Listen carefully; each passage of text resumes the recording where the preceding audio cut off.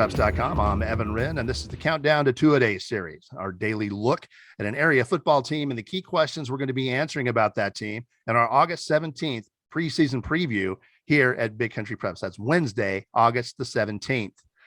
I'm here with my partner, Dan Youngblood, via Zoom. And tonight, Dan, we're going to be looking at one of the surprise teams from last year, the big splash made by the Roscoe Plowboys. And here they are again.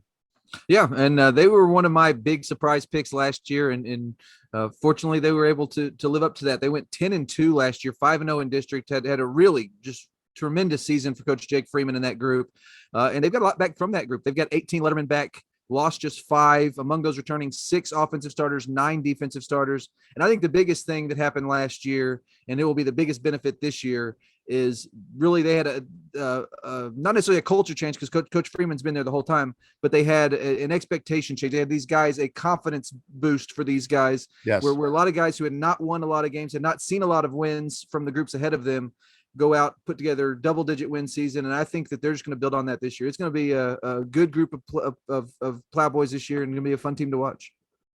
All right, well, one thing that was noticeable firsthand with Roscoe last year was the demeanor.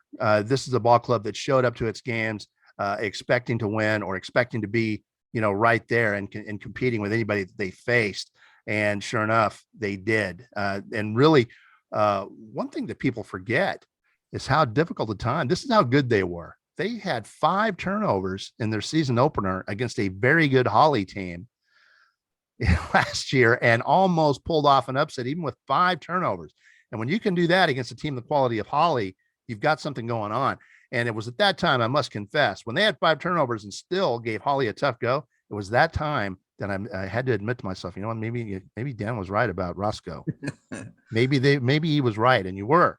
And after that first game, that's when the light bulb clicked on for me. I knew it, and sure enough, they were one of the best teams in the area. And they've also got a sophomore out there by the name of Ivan McCann. I've nicknamed him Ivan the Terrible. This is one of the best athletes in the big country, not just in 2A, but this 6-foot, 200-pounder is a beast, and he can do it all. And this is a kid to keep an eye on. He's a kid that I would not be surprised to see him, ended up playing at a D1 or D2 when he graduates. This is going to be an outstanding player, and he's I would see he's going to evolve into more and more of a leader out there. Yeah, that's the thing. I mean, he had a big year last year, almost right at about 1,000 total yards, but he is only scratching the surface of his potential. He's going to be a huge part of that group this year.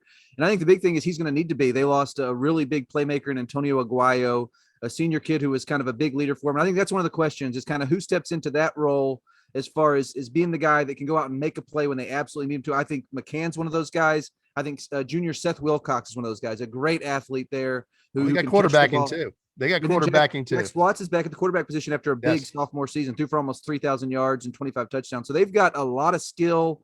I think if you look at that group, you got to be excited about the speed they're putting on the field.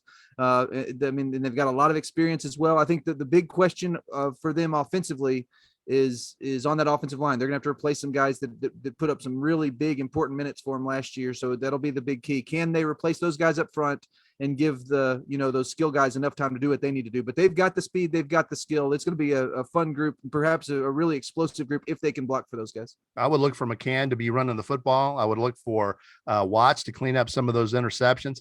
Heck, a third of his interceptions were against Holly.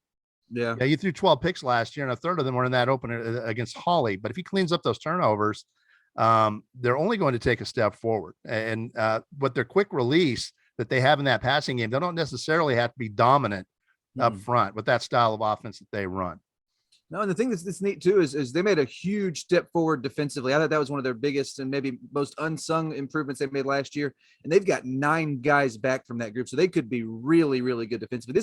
That district is going to feature some great defense. When you talk about Albany, which is perpetually excellent on defense, Cross Plains, which that's been their calling card forever, and then this Roscoe team, which was so good defensively last year and brings back so many players on that side of the ball. So this on paper, that's gonna be a really fun district. I'm already excited about some of the matchups we're gonna see in that one.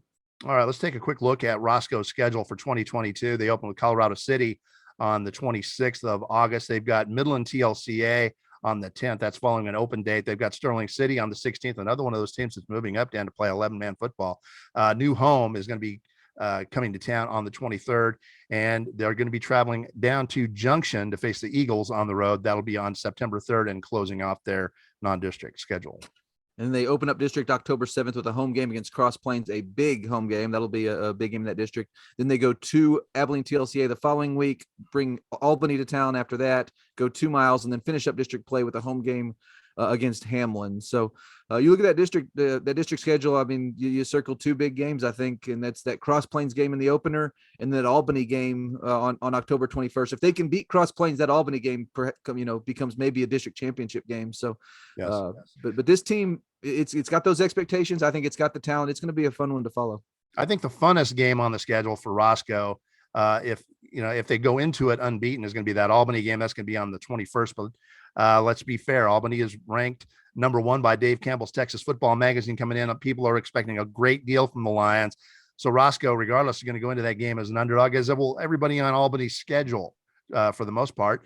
So I think personally, the most important game for Roscoe to win is going to be that home opener in district play against Cross Plains. If they take care of business in that and win that game, then the Albany game, you've got really nothing to lose. You're taking a shot at the number 1 team. But they've got to beat Cross Plains if they want that 1 or 2 seed, or it's not going to happen. Yeah, no, I agree. I mean, most likely they'd have to beat Albany otherwise, and then you do have pressure in that matchup. The one good thing for them is they get both their 2 biggest games in district at home, so that's going to be a nice deal. I'm sure you're going to have big atmospheres in both of those. But this Roscoe team, it's fun when you see. I always talk about this every year because we have certain teams for which this is the case. One of my favorite things about high school football is when you see a program that has struggled for a long time, or not a long time, but gone through that rebuilding period, get back to the other side, and where the expectations have clearly changed. I think that's the case in Roscoe. They come into this year with big expectations, a ton of experience, and those lean seasons in the past those are long lost memories at this point. So this is a Roscoe team to be taken seriously. Well, there's something to be said also for Jake Freeman, the coach at Roscoe. He was loyal to Roscoe and waited it out and went through those lean years. And I'll tell you what, he deserved the success that they had last year, and he deserves whatever success they have this year. He's been very loyal to Roscoe, and there's a lot to say for a guy like that, because a lot of coaches seeing lean numbers, coming around the corner, will jump ship and they'll go where the grass is a little bit greener. Jake Freeman did not do that. So hats off to him. And that's his alma mater. He wants to win there, and he did it. I mean, he took them through a pretty tough rebuild phase, got them through that, and they're on the other side now. Now there's nothing but blue sky. So great job by Jake Freeman, great guy. We always enjoy working with him, and it's going to be exciting to watch his team this year. And with that, it's just about time to wrap up tonight's installment of the Countdown to Two-A-Day series, the Roscoe Plowboys. But before we do that, we want to remind you, we've got 3 separate subscription packages here at Big Country Preps. We got a monthly for $5 a month. We've got a semi-annual subscription for $4 a month. And then we've got an annual subscription, a 12-month subscription where we knock that price down to $3 a month, $36 for a full year of Big Country High School athletic coverage. And that's the lowest you're going to find in the area. Before we wrap up this episode of our Countdown series, we also want to remind you once again to be on the lookout for our Big Country Preps preseason football preview, which again will come out on August 17th. That's a Wednesday. Going to be a ton of content. You are not going to want to miss that. In the meantime, thank you for joining us for this episode of our Countdown to Two-A-Day series. And make sure you join us again tomorrow when we'll be talking about the Haskell Indians here at BigCountryPreps.com.